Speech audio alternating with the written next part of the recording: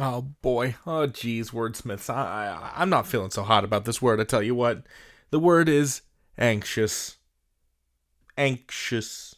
Or if you prefer, anxious. It's an adjective that means very worried. You might see it in its noun form, anxiety, which is the state of being very worried.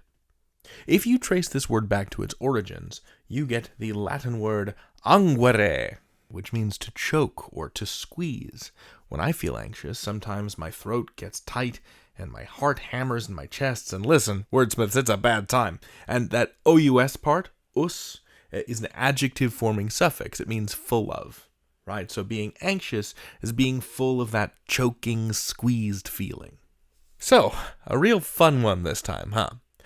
Let's all take a deep breath, think of a calming, centered place, and come up with some related words, some similar words that sound like anguere or ous, that end in ous. I'll put on some calming music. 10 seconds. Here we go.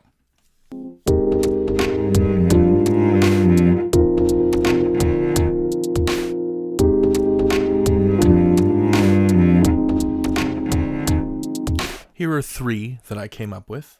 We've got anguish. It shares the same root as anxious, that anguere word, and it means misery, torment, very deep unhappiness, as if you were being choked or squeezed, agony. Ugh. Okay, next word, anger. This is an interesting one because anger looks a lot like anguere, but actually traces back to old Viking languages, not Latin. But it comes from an even older shared root, a common ancestor of Latin and the Viking languages. So it has the same meaning, it's squeezed or painful. And from there we get anger, hostility, feeling constricted and squeezed.